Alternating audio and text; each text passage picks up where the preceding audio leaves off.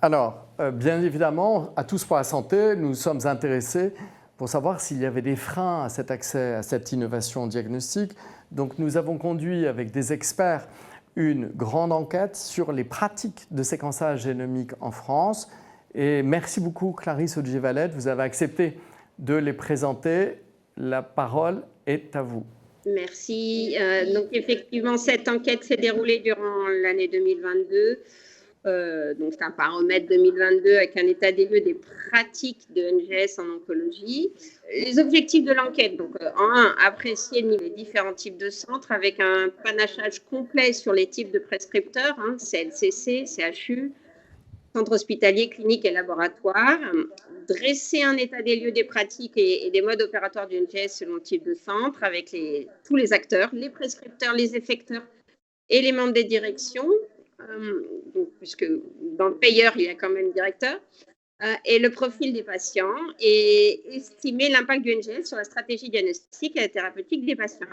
Sur la partie droite de la diapositive, vous voyez à peu près l'étendue du panel qui est quand même très représentatif sur le système de soins français.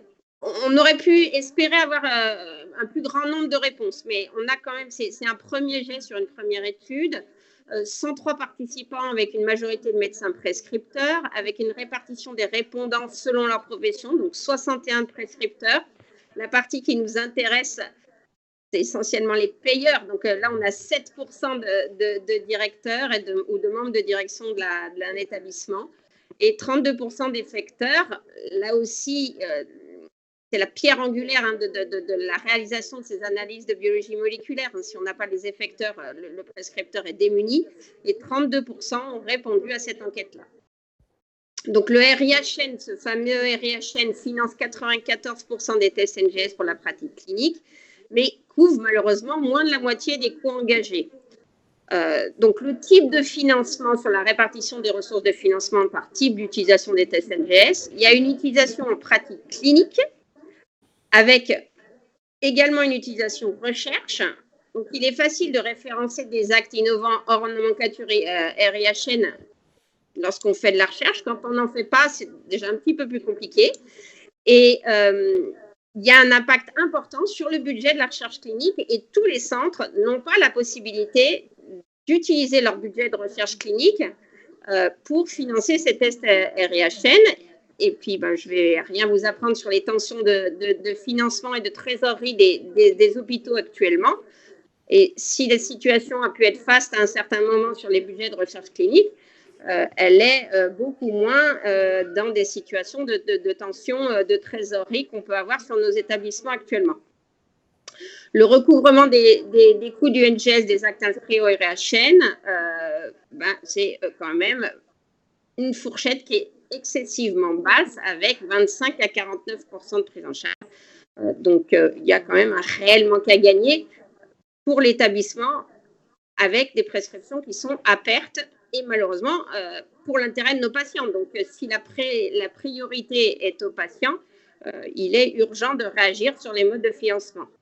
Donc, pour 51% des répondants, avec l'info, les difficultés de financement du NGS expliquées par l'absence de recours, donc la raison de l'absence de recours au NGS, c'est clairement le niveau de financement insuffisant pour 43% d'entre eux, complexité des modalités de tarification pour 35% d'entre eux et absence de rentabilité de l'activité pour 8%. Le reste sont des données non négligeables dans cet histogramme. C'est la difficulté à obtenir du matériel tumoral en quantité suffisante, mais ça, c'est notre quotidien de cancérologue. L'absence de connaissances ou de la formation sur le sujet, l'absence de plateforme fournissant, ça, ce sont des freins que nous, cliniciens, on est capable de franchir en s'organisant en réseau, mais l'obstacle principal pour lequel les cliniciens n'arrivent pas à franchir, c'est le financement. Et 51% des répondants à l'enquête évoquent au moins une raison liée au financement. C'est là où on a besoin d'être aidé en collaboration avec nos directions et sur des modalités d'organisation bicéphale, si on reprend le rapport Clarisse, qui n'a rien à voir avec moi, mais le rapport du professeur Olivier Clarisse, où on ne peut pas avancer sans gouvernance bicéphale, bien évidemment. Donc, 50% prédisent un développement des tests dans les 2 ans, c'est-à-dire qu'il faut clairement qu'on accélère ce type de prise en charge parce qu'on va monter en gamme et notamment en coût. Alors, bien évidemment, plus on prescrit, plus on sera à coût efficace. Et c'est là où il faut introduire la pertinence de la prescription de ces tests.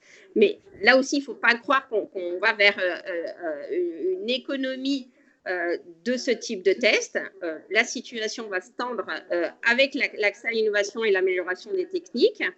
Et donc, les perspectives, on imagine quand même une augmentation importante de l'activité dans les années à venir. Donc, à condition de recommandation des autorités de santé d'un financement de droit commun pour plus de 60% des patients, ces modifications de la prise en charge permettraient une utilisation plus large et pertinente du séquençage génomique. Il ne s'agit pas de dépenser à outrance ces crédits de santé. C'est qu'en fait, si on introduit la pertinence, si on suit des recommandations officielles des autorités de santé et si on a un financement de droit commun du NGS, on augmente en pertinence, on augmente l'accès à l'innovation, on augmente l'accès aux thérapeutiques innovantes et donc justement leur évaluation avec la possibilité de faire des études en vie réelle et d'inclure les patients dans des essais thérapeutiques indépendamment du fait que les patients soient suivis dans des centres universitaires ou non universitaires. Et d'où l'intérêt de faire participer l'ensemble des acteurs de soins à l'évolution de ce financement. C'était ma dernière diapositive. Merci beaucoup, Clarisse Auger-Valette.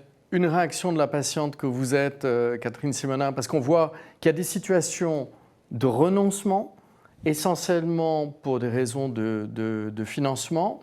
Donc, ça veut dire potentiellement perte de chance. Alors, des pertes de chance, oui, sûrement, parce que ce n'est pas une répartition équitable dans l'accès, hein, on l'a vu, en fonction des établissements de santé qui peuvent plus ou moins...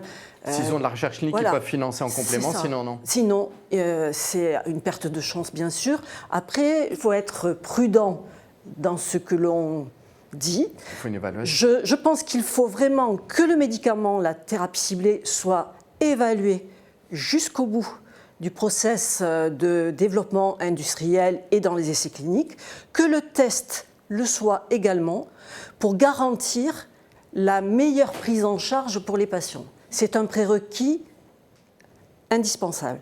Et après, les tests théranostiques, ceux-là, ils sont indispensables. Pourquoi ? Parce que là, on va dépister des intolérances à certains traitements, et notamment avec le déficit DPD, qui est pour contre-indiquer le 5-fluorouracil, qui est une chimiothérapie pour les cancers digestifs.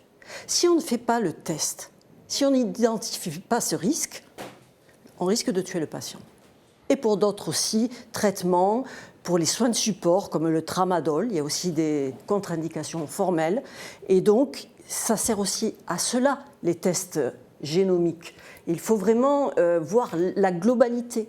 Et après, il y a le test génomique de gènes d'intérêt à développer un cancer et mettre en place un parcours de soins du patient, de prise en charge en prévention, parce que si on rajoute les risques à un gène, eh bien, on est sûr de développer un cancer, tabac, alcool, alimentation, sédentarité, mais également le faire rentrer dans un parcours de dépistage pour dépister le cancer le plus tôt possible et pouvoir le soigner à moindre coût également. Parce que si c'est dépisté tôt, ça coûte moins cher à la collectivité.